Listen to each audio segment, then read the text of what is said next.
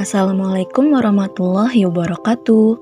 Selamat datang di kelas Micro Teaching A1 bersama saya Ibu Aziza. Nah, hari ini kita akan membahas mengenai koloid. Apakah kalian pernah mengonsumsi makanan atau minuman berikut ini? Bagaimana rasanya? Pasti lezat sekali ya. Namun, apakah kalian tahu mengapa es krim bisa sangat lembut dan susu yang mengandung lemak dan air tidak terpisah fasanya? Nah, untuk mengetahui jawabannya, mari simak penjelasan berikut ini.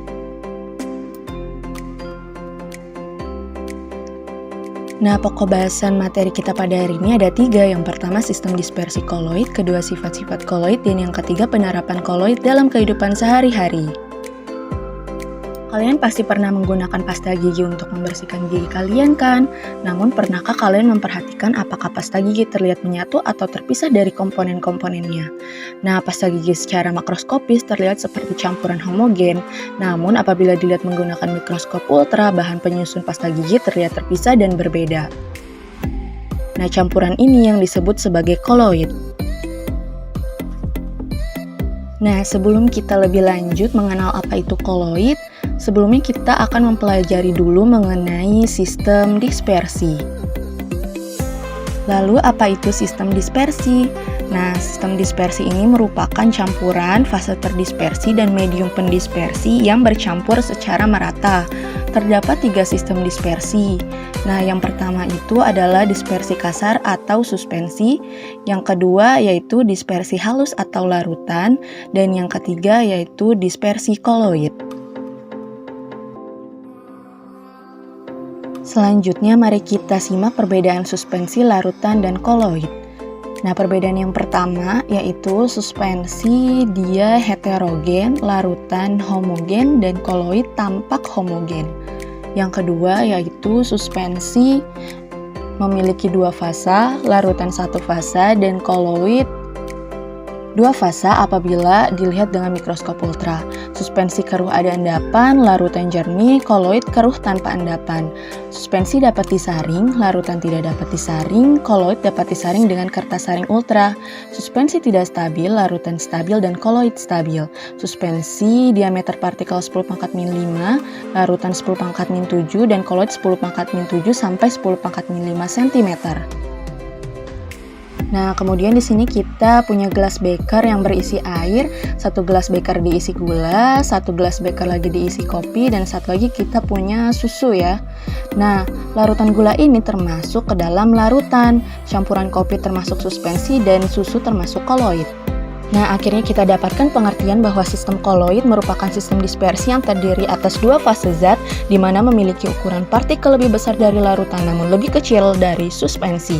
Nah, koloid ini terdiri dari 2 bentuk, ada fase terdispersi dan medium pendispersi yang dapat berwujud padat, cair maupun gas. Nah, selanjutnya pembahasan kita yaitu mengenai jenis-jenis koloid. Nah, koloid yang pertama yaitu ada sol padat. Nah, sol padat ini fase terdispersinya padat, medium pendispersinya padat. Contohnya adalah paduan logam dan kaca berwarna. Yang kedua ada sol cair. Nah, sol cair ini fase terdispersinya padat, medium pendispersinya cair. Contoh koloidnya tinta dan juga cat.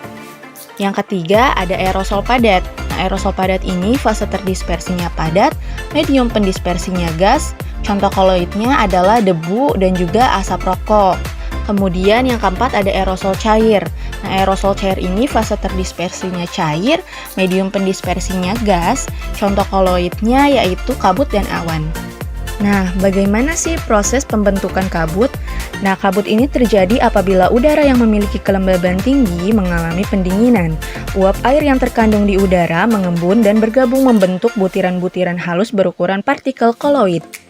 Oke, kita lanjut lagi ke pembahasan mengenai tipe-tipe koloid. Nah, yang kelima itu ada emulsi padat. Emulsi padat ini fase terdispersinya cair, medium pendispersi padat. Contoh koloidnya yaitu mentega, keju, dan mutiara.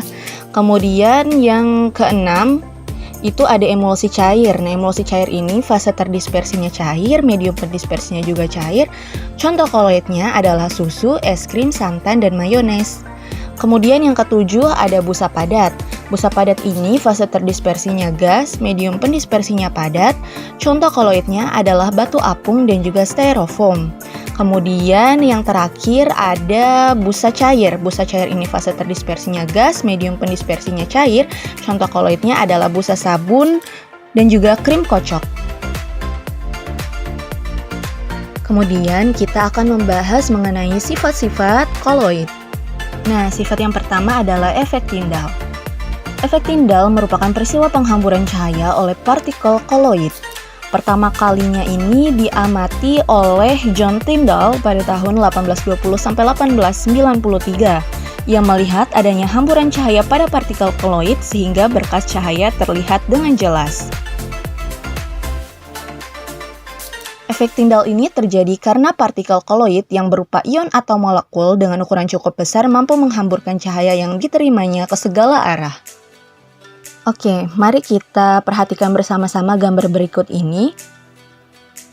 Ada larutan dan juga koloid.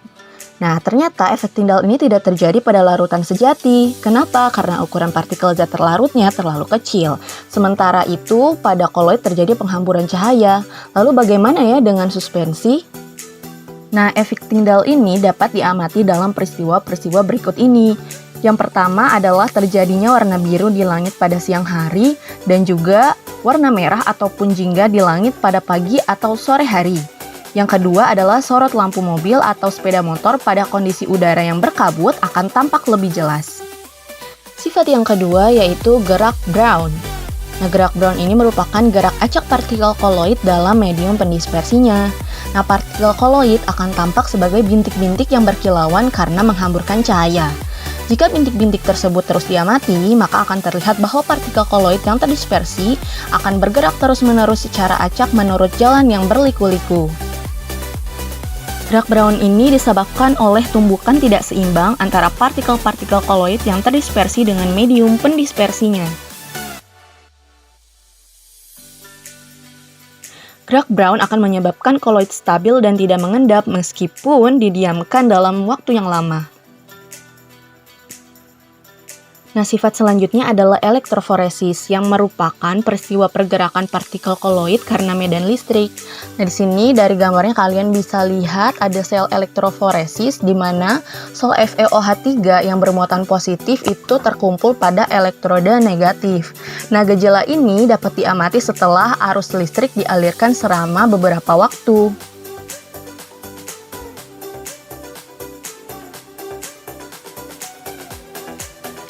Nah, melalui sel elektroforesis ini, jenis muatan listrik suatu dispersi koloid dapat diketahui. Sehingga sel elektroforesis ini biasa digunakan dalam identifikasi jenazah korban pembunuhan melalui tes DNA. Yang selanjutnya yaitu ada adsorpsi. Nah, adsorpsi ini merupakan proses penyerapan suatu partikel zat pada permukaan zat tersebut sehingga koloid akan memiliki muatan listrik. Nah, adsorpsi ini terjadi karena adanya gaya tarik yang tidak seimbang pada partikel zat yang berada pada permukaan adsorben.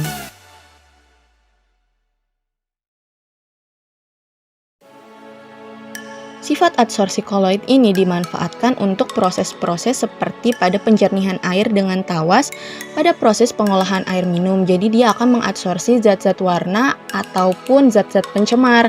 Kemudian yang kedua pada proses menghilangkan bau badan dengan deodoran roll-on. Selanjutnya yang kelima itu ada koagulasi. Nah, koagulasi ini merupakan peristiwa pengendapan partikel koloid sehingga fase terdispersi terpisah dari medium pendispersinya. Nah, koagulasi ini terjadi melalui pelucutan muatan koloid dan juga penambahan elektrolit pada dispersi koloid. Nah, dalam kehidupan sehari-hari, koagulasi ini dimanfaatkan pada proses penggumpalan debu pabrik dengan alat koagulasi listrik, yaitu kotrel. Nah, partikel padat dalam debu atau asap diubah menjadi agregat yang lebih besar dari ukuran debu. Kemudian agregat tersebut diendapkan di dasar alat pengendap kotrel, akibatnya gas buangan yang dihasilkan bebas debu. Nah, yang keenam ini ada dialisis. Dialisis ini merupakan cara mengurangi ion-ion pengganggu yang terdapat dalam sistem koloid menggunakan selaput semi-permeable. Nah, prinsip dialisis ini diterapkan dalam proses cuci darah bagi penderita gagal ginjal atau disebut sebagai proses hemodialisis. Yang selanjutnya itu ada koloid pelindung. Koloid pelindung ini koloid yang dapat melindungi koloid lain agar tidak terjadi koagulasi. Nah, koloid pelindung berupa koloid liofil yang melindungi koloid liofil. Contohnya pada gelatin untuk mencegah terbentuknya kristal es pada es krim, juga pada kasein yang ada dalam susu mampu melindungi lemak atau minyak dalam medium cair. Dan yang terakhir ada koloid liofil dan liofob yang termasuk ke dalam koloid tipe sol. Nah, sol liofil ini apabila fase terdispersinya mempunyai afinitas besar dalam menarik medium pendispersinya.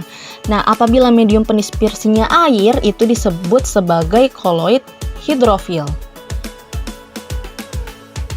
Nah, koloid hidrofil ini dia berinteraksi baik dengan air dan juga bersifat reversibel. Contoh dari sol hidrofil yaitu seperti agar-agar dan kanji. Nah, yang selanjutnya ini ada sol liofob. Sol liofob ini apabila fase terdispersinya mempunyai afinitas kecil terhadap medium pendispersinya. Nah, koloid hidrofob, sini maaf ya, ini salah ketik. Maksudnya koloid hidrofob ini tidak stabil dalam medium polar kecuali diberikan emulgator dan bersifat irreversibel. Contohnya adalah mayones. Nah, kita akan masuk ke pembahasan mengenai penerapan koloid dalam kehidupan sehari-hari dan industri. Yang pertama pada bidang industri adalah karet. Nah, getah karet itu merupakan koloid tipe sol, di mana partikel karet alam terdispersi sebagai partikel koloid dalam sol getah karet. Getah karet yang diperoleh dari pohon karet itu dikoagulasikan dengan menggunakan asam formiat atau asam asetat. Dengan demikian, karet akan menggumpal dan terpisah dari medium pendispersinya. Gumpalan karet selanjutnya digiling dan dicuci, lalu diproses lebih lanjut menjadi lembaran yang disebut sheet. Yang kedua yaitu pada proses pemutihan gula. Gula diputihkan dengan cara dilarutkan ke dalam air dan dialirkan melalui sistem koloid tanah diatom atau karbon. Partikel koloid akan mengabsorpsi zat warna dari gula tebu sehingga gula menjadi berwarna putih. Nah, yang ketiga yaitu pada proses penjernihan air. Air PDAE mengandung partikel-partikel yang bermuatan negatif. Partikel koloid tersebut dapat dipisahkan dengan penambahan tawas. Nah, ion Al3+ dari tawas akan terhidrolisis membentuk partikel koloid AlOH3 yang akan menetralkan muatan negatif dari partikel koloid dalam air keran dan menggumpalkannya.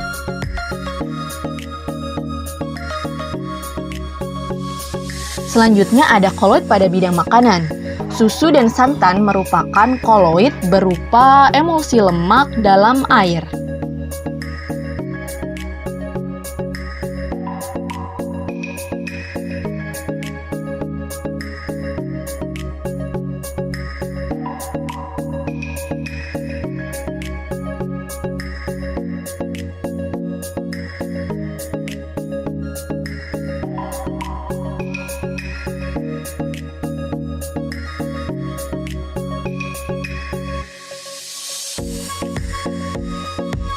Selanjutnya ada koloid pada bidang farmasi. Kalian tahu nggak ini obat apa? Ya, benar banget, ini adalah norit. Merupakan obat sakit perut yang terbuat dari karbon aktif yang akan membentuk sistem koloid di dalam pencernaan. Nah, koloid yang terbentuk akan mengabsorpsi gas atau racun sehingga konsentrasinya berkurang. Dan yang terakhir adalah pada bidang kosmetik. Contoh koloid pada bidang kosmetik seperti sol padat, lipstik dan pensil alis, sol cair, maskara dan juga cat kuku, emulsi yaitu pembersih wajah. Selanjutnya aerosol cair itu contohnya hairspray dan juga parfum semprot, buih yaitu sabun cukur, dan gel yaitu deodoran dan minyak rambut dalam bentuk gel.